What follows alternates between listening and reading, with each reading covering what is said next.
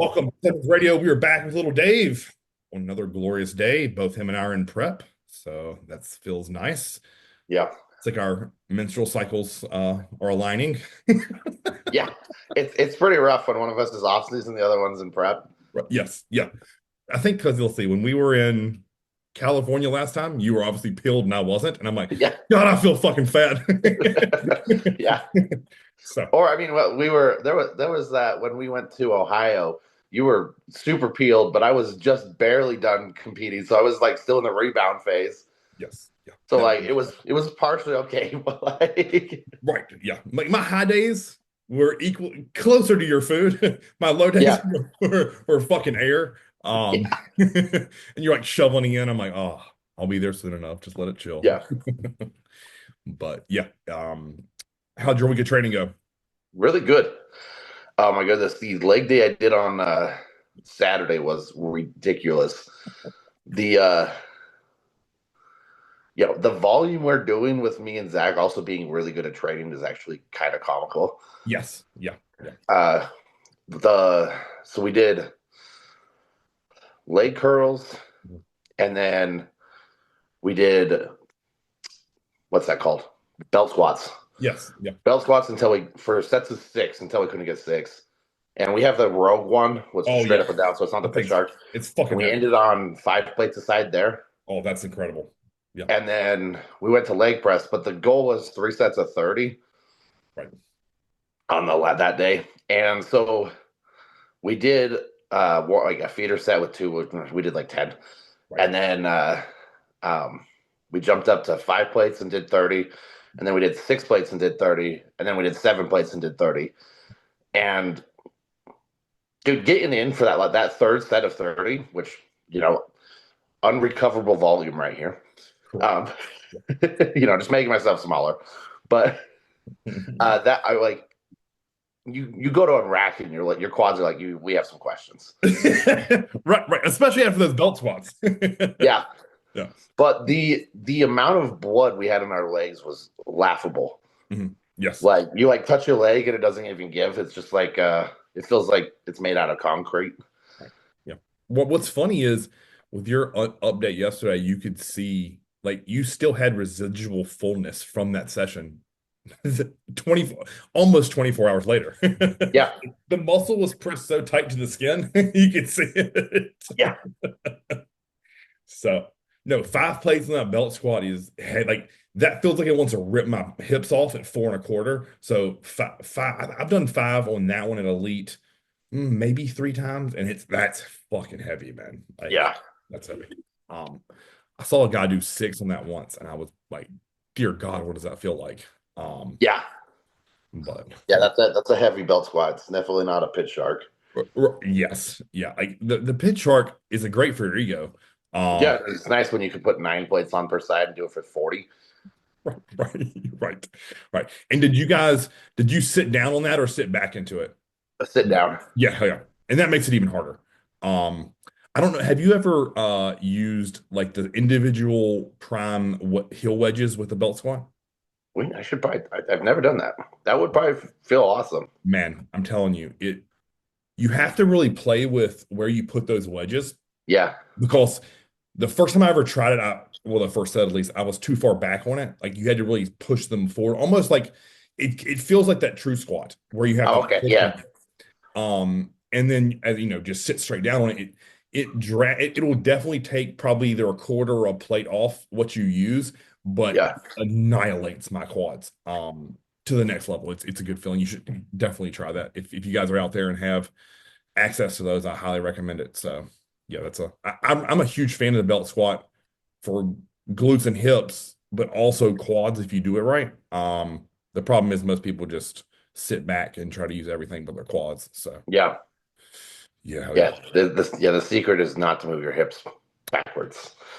Yeah. And the bad thing Yeah. is like naturally, you would think naturally looking at the machine, it'd want to pull you straight down.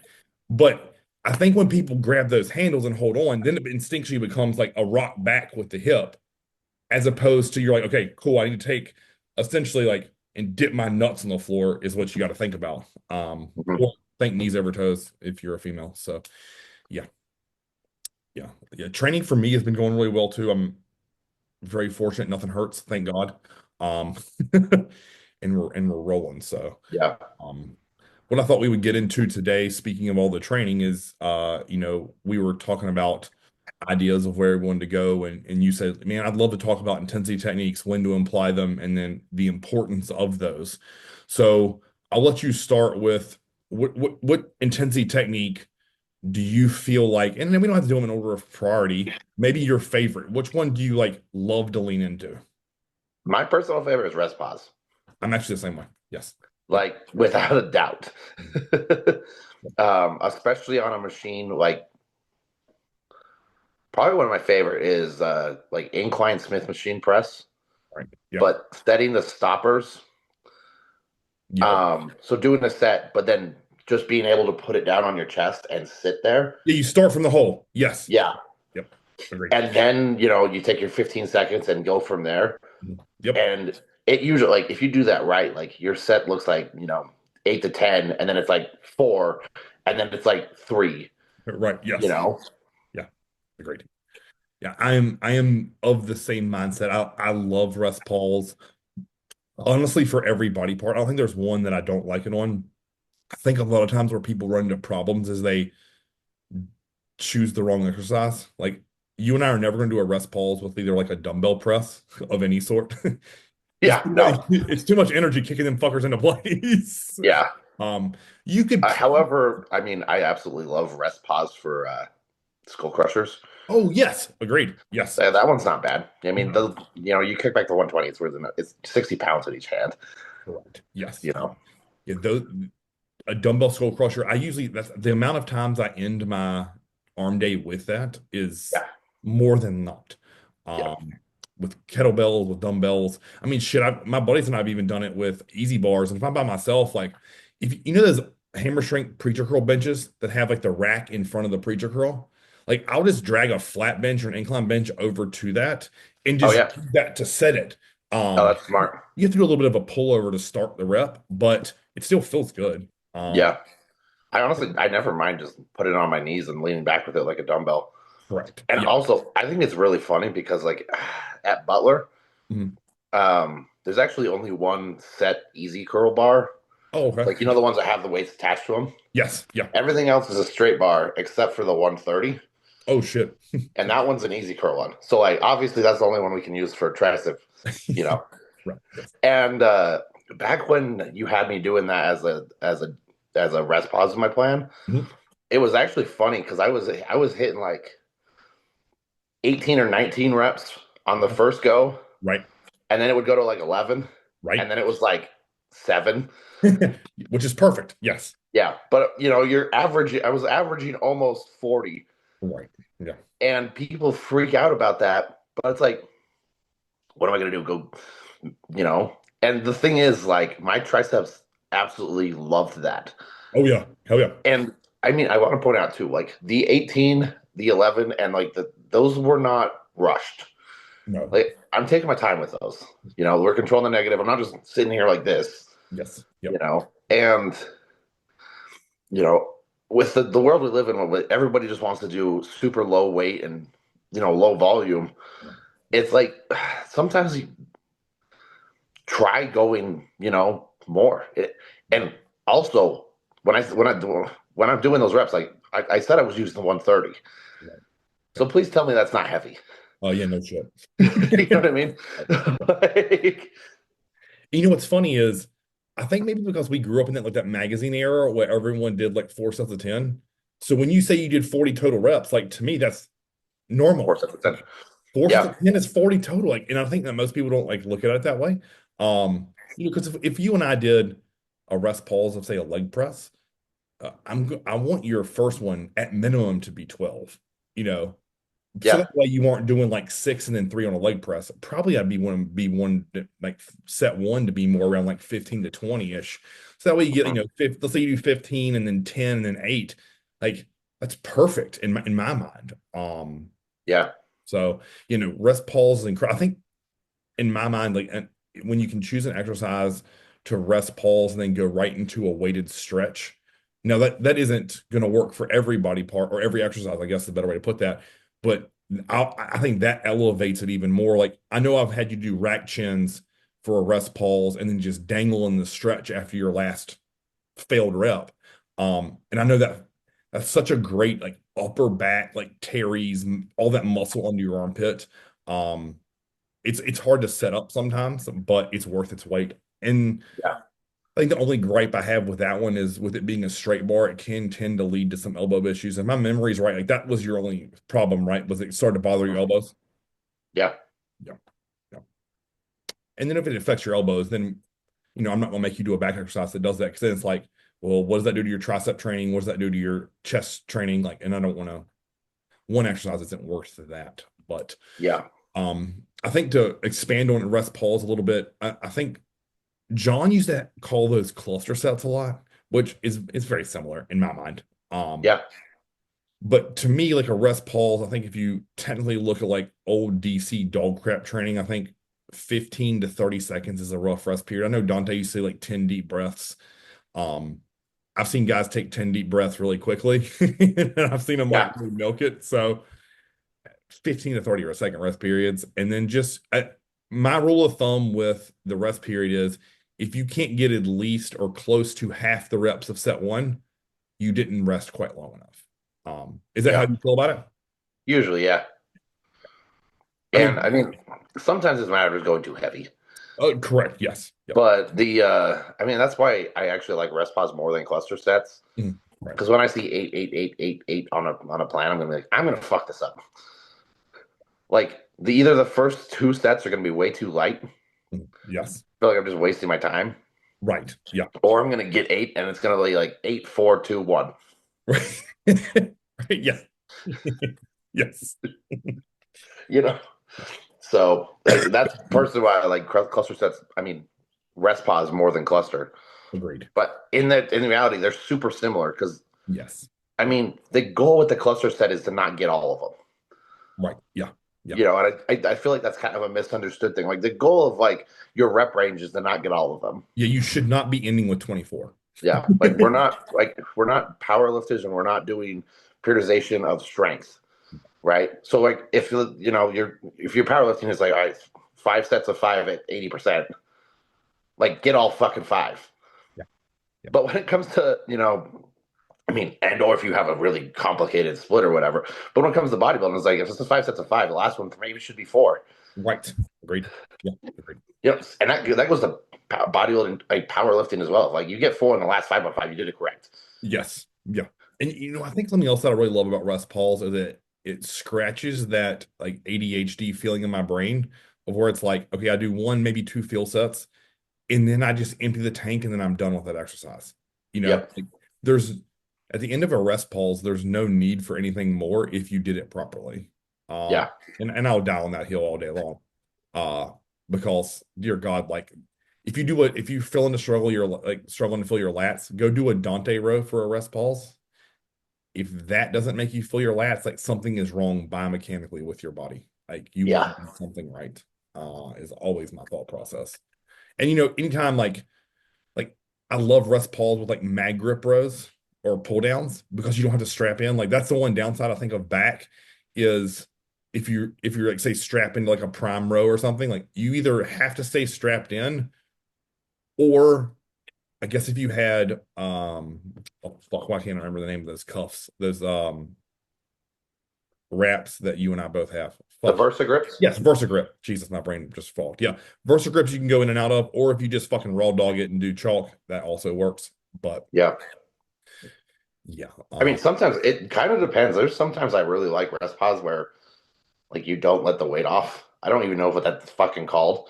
Yeah, I But think Brent like Wilkin I've calls done that that a on leg stress part. press where you like you have three Yeah. fail sets, Yeah. but you don't rack it at the top, Yes.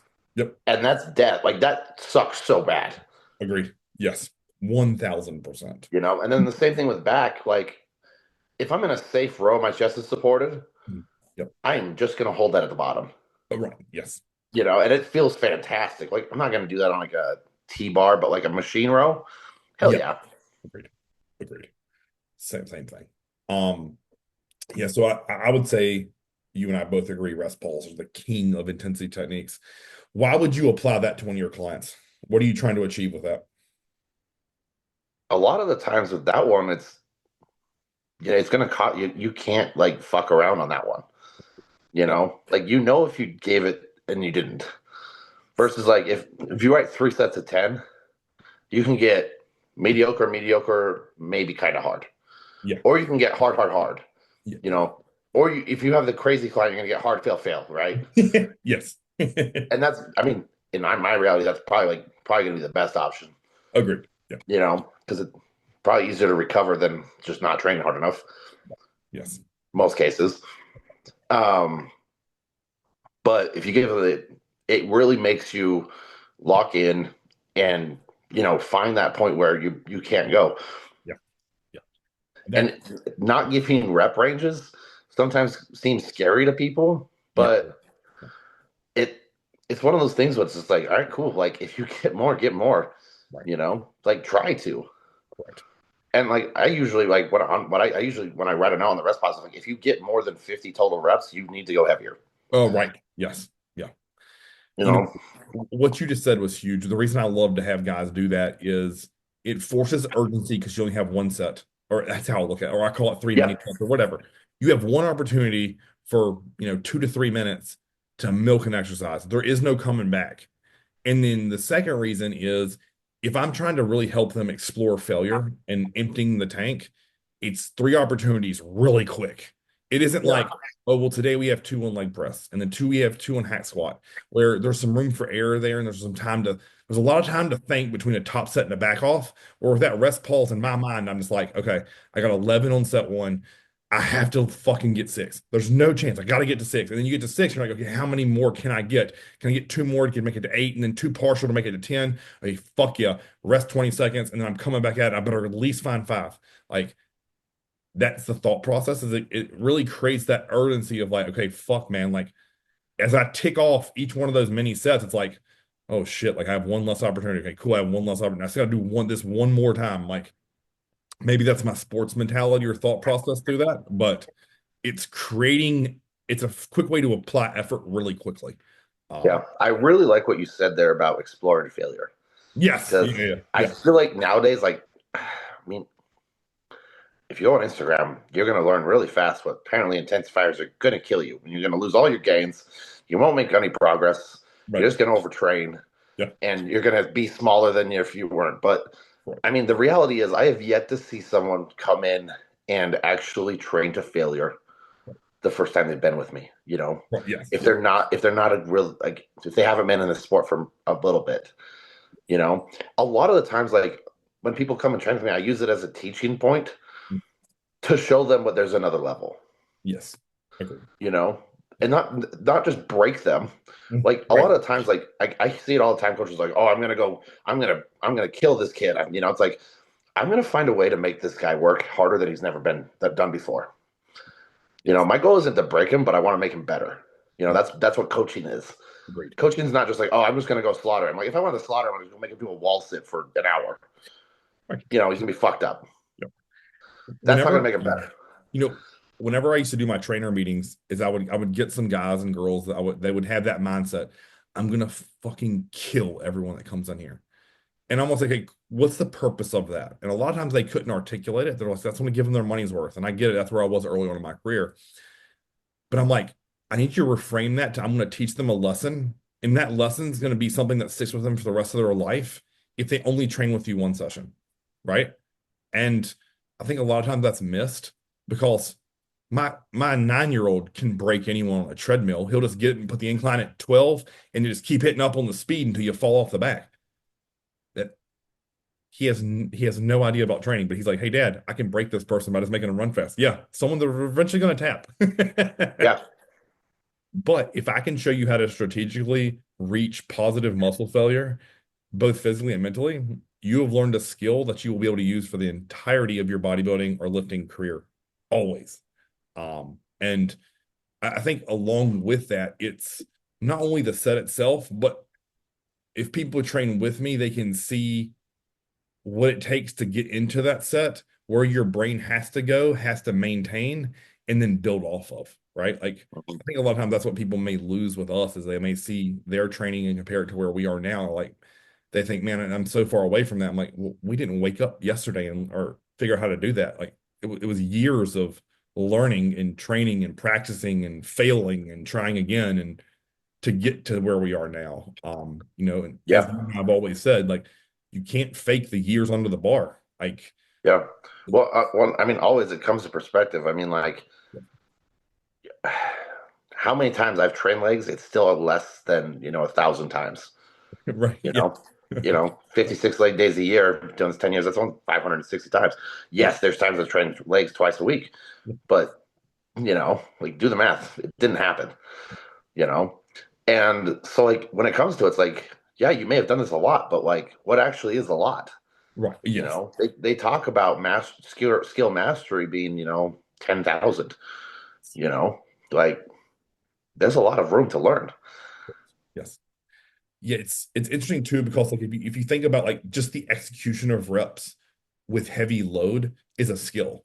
And I know a lot of people don't think that. They think, oh, it's just A to B. Like if you can press it, you press it. And you and I both know like there's a big difference of owning a weight on the muscle. And it just looks different, right? Like it's really hard a lot of times for me to teach young guys like if you take 150-pound dumbbells and control them to your chest and then ram them explosively, like how in the fuck did you do that? And I'm like, practice. Like Yeah, this takes practice. Like the first time I picked up 150s, it didn't look like this. yeah, It's you're like this. You're shaky as hell. You're yeah, like, am I going to be able to do this? It's going to crush me. And then each time you gain confidence. And like I think a lot of times, if you look at like say a hard rest pulse set, and they may see us like hit failure, and they're like, oh man, we can milk a couple more bottom half partials out of here, and we do it. Like what makes you think you could go after that? And I'm like, it's like I had more in the tank. Like you just pull it. And yeah, I think a lot of times it's like that turning your brain off and just pulling it is missed, especially yeah. in Well, I the mean, so many, it's one of those things. It's just like, especially training alone, like I honestly love where we're at with stuff and like people, the importance of form. yes, yeah, But so many people, they're like, as soon as their form is not 100, they stop. And it's like, well, if you're alone, like you need to like measure that in your mind and be like, maybe I go for. I mean, look at Arnold is a great example. yes, yeah. Look at his biceps, and then realize what like 40% of that was just shit reps. Right, right. Like you know, and like realize what like okay, maybe if I, how much more can I get out of this before I get injured? Yeah, right. Yeah, And that's a learned thing, yeah. but like not letting yourself like unwavering form execution is fantastic until like maybe you need to just go a little bit out. You know, Yeah. what's an 80% rep look like? Do you remember in pumping iron when he's doing seated cable rows and the weights are like clanking off the stack and he's jerking with erector and lat and upper back trap? I remember watching that and thinking, man, look at his back. Every bit of it's working. But Yeah, the form police would tell him that's not how you do a seated cable row. He's wrong. And yet their back doesn't look a quarter of as good as his did in the 70s. Like, yeah, and realize what that guy had access to very little. Like cable machines were new. you are right. That row machine when he was sitting on the floor Yes. Yeah. was the top of the line equipment, And you know that thing and is that was a cable went from here back down and over. yeah, you know that's not smooth at all. No, It feels horrible. Agreed. Yeah, there's definitely, and maybe that's where we go next, like with like, I guess maybe he used to call them cheat reps, right? He was big for well known for cheat curls and all that kind of stuff. It's like what I will always look at like branch warren lifting. Some people call it like Jay Cutler style. Like it's just kind of rhythmic lifting. I don't yeah, think it's cheating. I think it's when you no, get to a certain size, you handle load differently. I think most people would see me train shoulders and be like, man, that form is awful. But I'm telling you, I'm on that muscle. Am I getting a little momentum? 100%. I'm not going to try to say that I'm not, but yeah, worked. Um, so yeah, to get into that like form of perfection, like I think that's where you start, but then you quickly learn as you begin to start training. That's not always the best. So yeah. kind of my fault there. I mean, yeah, go take a gander at any of Jay Cutler's like arm training videos. Go watch them, Yes. Yep. and then go back and like, yes, his form is basically spot on, and then he swings a little bit on like on his curls, Correct. Yes. and then take notes on like how big that dude's arms are, Yes. and like, and then go back and watch anybody else who says anything differently. Like there is so many ways of doing things, you know, and just because it's a little bit off doesn't mean it's wrong, Yes. I mean, think about right? how many times I've programmed in your workouts. I'll say rip the top set, and then when you do your back off, pull some weight, and I want you to hyper exaggerate the form, meaning full stretch in the hole, full contraction at the top. Make sure your negatives are spot on.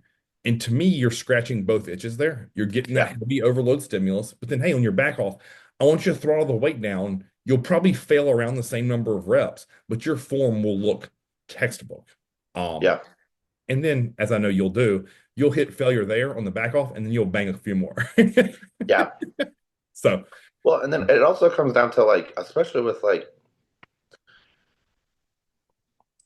anything heavy, it's just like don't try to limit the end ranges too, yeah, yeah, because I mean that's where you run into problems.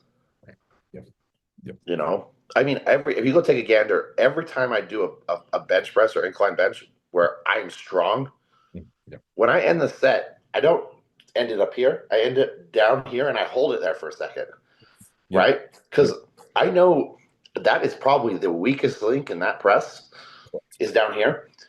And if my body is used as fucked to staying down here when it's fatigued, Right, there's probably not a good chance it's going to break. right, yes, yes, Versus like if I never go down there, let's say I mhm, start limiting that range, right, and then I fuck up one day and go down further, well, I'm fucked, your pecs popped. Yep, you know? yep, And, you know, it's just like, oh, did I need to go that far down? Oh, is that textbook form, Oh, maybe that's a, you let off your chest a little bit there. yeah, Yeah, you and I both know when your chest is fully pumped and you sit in the hole, it's a terrible stretch, like terrible in a good way. Um, yeah. All right, so the next one, let's do forced reps because I think those are crucial. But I think the caveat that there is, honestly might be honestly, the training with a partner with Zach mm, is actually funny because, like, it's one of those intangibles yes, yep, because, like, I know for a fact, so, they say force reps are crazy fatiguing. yeah, oh yeah, right, The last 12 weeks, the last 2 or 3 years I've trained with Zach, let's put it this way, every time we've trained together, we're getting 10 plus force reps the entire session. right, yes, 10 plus. right, oh, yeah, yep, I've done this for 3 years with Zach. I did it for 2 years with Brad.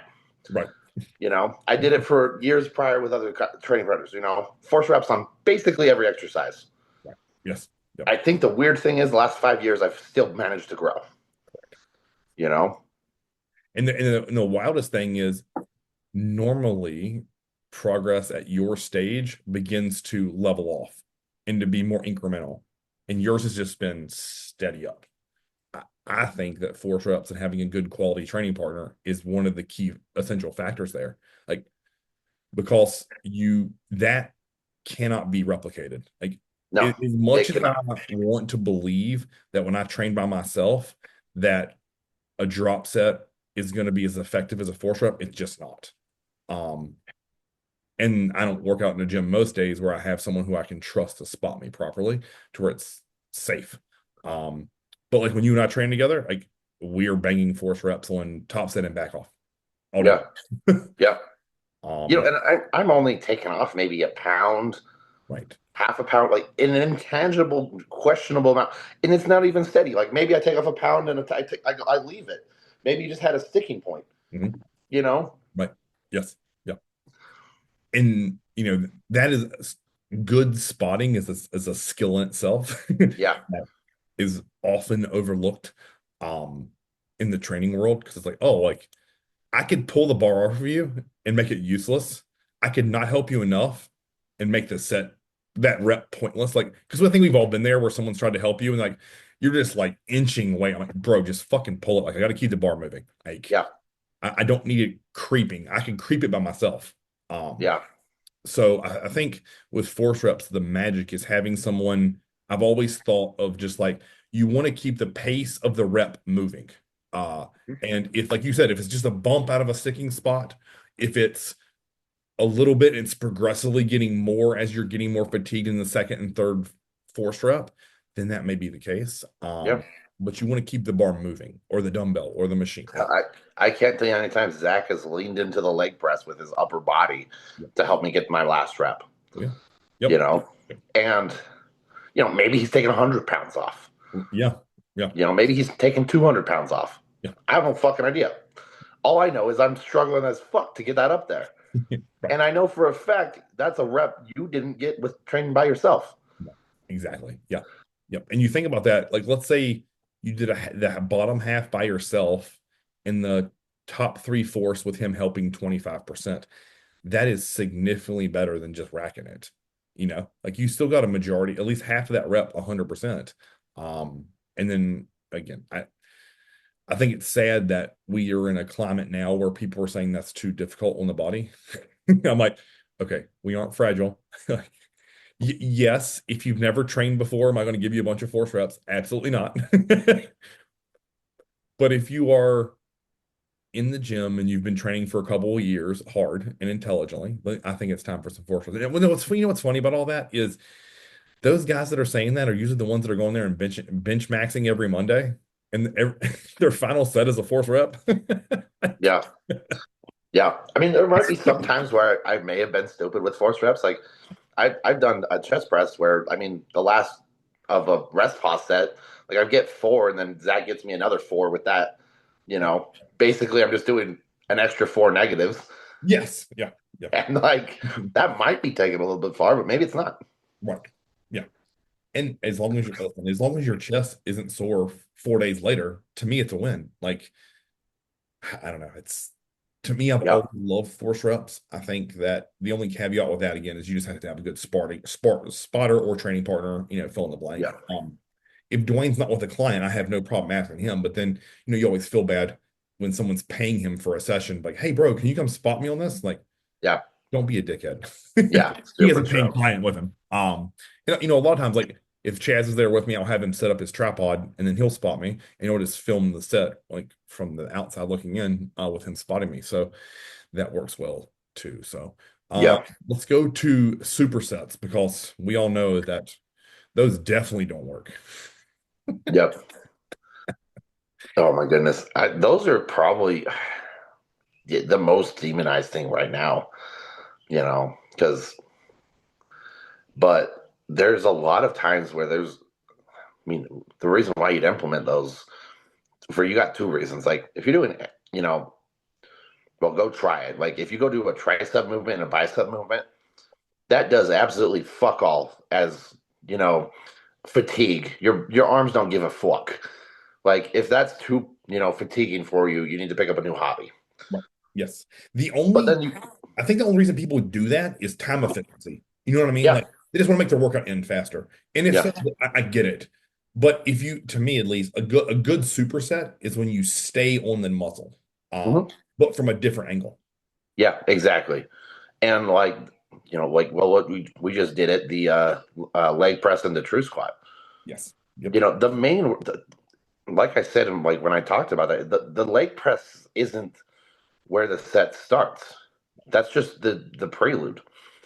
Yep. You know, it's we're getting to a point where we're going to be fucked up going into it. You know, and that's going to allow us to get more out of the working muscle. Agreed. Yes. Yep. I've always felt like supersets to me are a way to just crush the muscle into oblivion in a good way.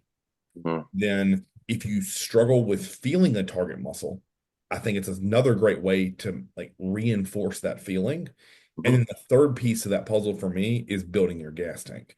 And I know a lot of people in the muscle building world, they think that's absolutely useless because they're like, oh, Chris, like you can do it one set and then rest 4 minutes until your breath comes back and then rest 3 minutes. Like, that's not the way I train. Like, and I Yeah. think the pace in which we push the envelope and maintaining muscle, or sorry, maintaining strength within a session is what gives the muscle a nasty hard look that not a lot of people have these days, and they wonder why. And it's like because they treat their bodies like they're gonna break. And I'm like, hey, if you want to, for all the people out there listening, let's say you don't want to start with a leg press and true squat superset.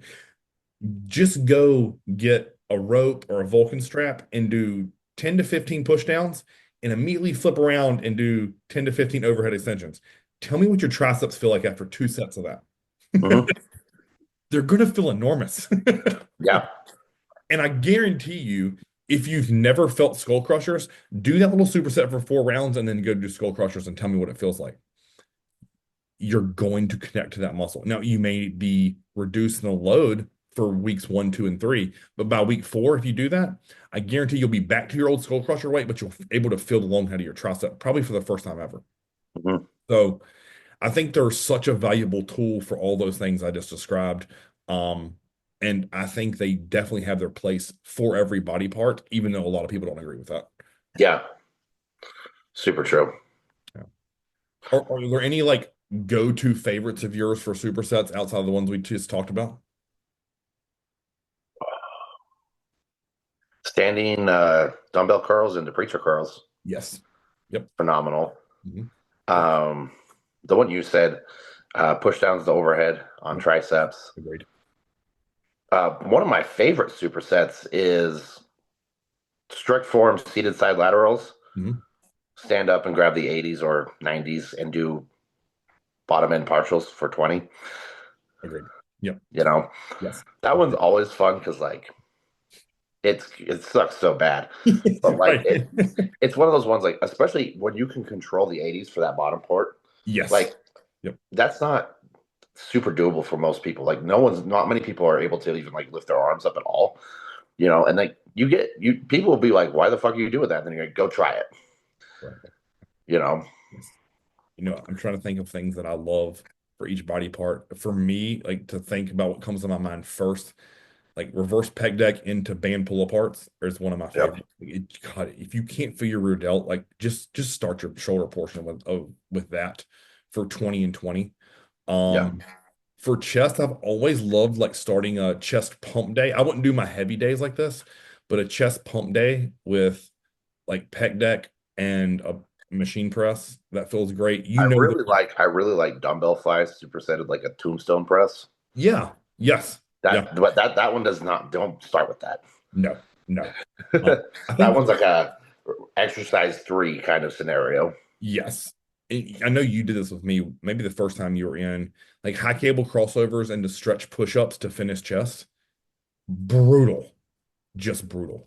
Um, if you watch my YouTube, you know I love starter on pull downs and lat pull downs to start back. Like it just gets me warm and feels Yeah. great. For legs, man, I've always loved leg extensions and then some sort of press or squat. Mhm. Uh, that's always felt good to me. For glutes, I've really been digging doing like a rounded back hyper for 10 and then going in and doing a heavy glute bridge. That feels really good. Um, I already said the Vulcan strap for arms. Something that John taught me years ago for biceps was like seated alternating dumbbell curls. You'd go to failure, you stand up and do hammer curls to failure, and then do an ISO hold with the hammer curls. Killer. Um, Yeah. I mean, honestly, like I train abs that way all the time. Like I'll do hang leg raises and then crunches. Like, because listen, I don't like training abs. It's boring as shit. Like I want to get Yeah. it fast, but I don't want to skip the work. So Super true. those are all And things. I think a lot of times, like with supersets being demonized, like honestly, like when it comes to intensity techniques, like they probably don't grow with muscle at like insane amounts of muscle, but they teach you how to train harder. Yes. Yeah. And like I said earlier, like doing all that, like you said earlier too, this is all a skill. Yes. Yep. And how do you expect to hone your skill if you don't do that? If you do the same exact thing every fucking week, Yeah. yeah, you can get better at those certain motions, but like that, it goes back to training. Like, Yeah. look up the word training. It's learning how to do a skill, Mhm. Yep. right? How are you doing that especially like people freak out about volume these days? And it's like, that's exactly what fucking training is. Yes. You're Yep. learning how to do something with repetitive motion. Yeah. It doesn't need to be like that all the time, right? But sometimes, like if you're not making progress with a top set and a back off, or you're super new to this, like you're just getting into it. Like I've yet to see someone who can come do a top set and back off set correctly if they've trained for less than 6 months. Agreed. Yep. They won't have any beneficial fucking sets, No, you it's true. know. Yeah. So that at that point they just need to learn how to do. It's like when we all learned how to bench press. Yeah. You go Yep. back to that, look, you unrack the bar and it was like shit, Oh, yeah. and you stayed there and you're like, oh, you get smoother. And then you go in the next week and you're like, oh, yeah, this feels more natural. And then 10 weeks later, you're like, the bar just feels like a normal bench press, and you've added weight to it, you've gotten better at it. Right. Yeah. None of that was because of you built muscle. That No. was a skill acquisition. You know, And we completely forget about this now in bodybuilding. Like, oh, it's just lifting weights to failure. It's like, you got to learn how to do that first. yeah. Oh, yeah. Agreed. I can tell you, I credit bicep supersets for my ability to learn how to tolerate pain tolerance. A lot of my body, in terms of bodybuilding, Yeah. the the very first bicep workout I ever printed off of Flex Online when I was young, man. I was 19, 20. It was all supersets. It was three groupings. So I was doing six exercises for biceps. It was all supersets, and all of it was for 4 rounds. I mean, way overkill for how small I was. But I remember the pain of my arms. Like it ached. You just wanted to like T-Rex arm. Like it hurt so bad. And I'm like, okay, two more sets, one more exercise. Like, Yeah. and I had to like talk myself through it. And I'm like, I remember listen, the weights weren't impressive at all, but it was like I was in such pain and it would throb for like an hour afterwards. And I'm like, okay, cool. This is what bodybuilding feels like. Mhm. Welcome to bodybuilding. You're no longer an athlete. Yeah. So, yeah, again, do I think could I have maybe gotten more growth out of like just straight sets? Probably, but it forced me to get used to pain and be like, okay, cool. Like, if you want to grow, this is what it feels like. And lactic acid is not something to be scared of. And veins are cool. And that's what I learned from supersets Yeah. from a young age. Super So, true. right. Yeah. I was like, man, my arms actually look decent. I don't have like little noodle arms. This is great. And it's like, okay, when the pump went away, they were still relatively small, but in the moment it felt good. So I think that covers like the bare bones. Like if we had said the top three all day long, rest pause, force reps, and supersets, I think are like the three intensity techniques that I would say are going to give you a lot of bang for your buck. Yeah. Good take home things that you can apply to your training this week. Um, Yeah. and as And that we doesn't need to be no, everything you do, but like there's always going to be a time and place for them, yep. and not having to, you know, overthink and be like, is this going to make me better or worse? But knowing what in the long run it's going to make you better, Right. Yep. even if it's not that current day, but it's going to be down the road. Um, you did that superset. You learned how to take pain a little bit better, Right. Yes. and you applied that to the next every single workout you did for the next year. Please tell me that didn't do anything. Correct. Yes. And I think like that's where clinical data doesn't meet like what I would call intangible bodybuilding knowledge.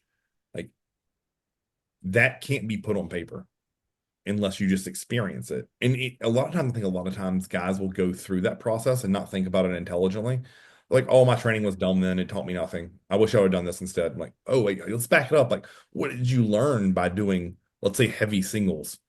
Or what did you learn from doing all those superset or giant set arm days? Like, I don't, I think that there was probably a lot of things that I fucked up in my 20s that I could have done better or more optimal. But every one of those pieces taught me something that I could either take away and use for myself or with a client. Um, Hmm. I mean, I think I've told you this before. My buddy and I did Milos giant sets for an entire summer. Yeah. I didn't get an ounce bigger, but I walked around fucking peeled, and it made my pain tolerance go through the roof, and my gas tank for training skyrocketed. If you do Yeah. 11 exercises of legs back to back, and we were rolling through that shit for like 10 rounds, man, I could have killed animals then with my bare Yeah, hands. Like, yeah. Your endurance training endurance is going to be through the roof.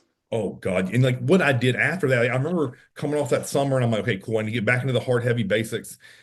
But I was able to push training to a new pace. And then the sets I was able to take deeper because you do like a hard set of 10 and like, man, that's just like warming up. Like, okay, cool. I got to take that set of 10 and either put a plate on the bar or I got to take it to 15. Yeah, So all things are valuable.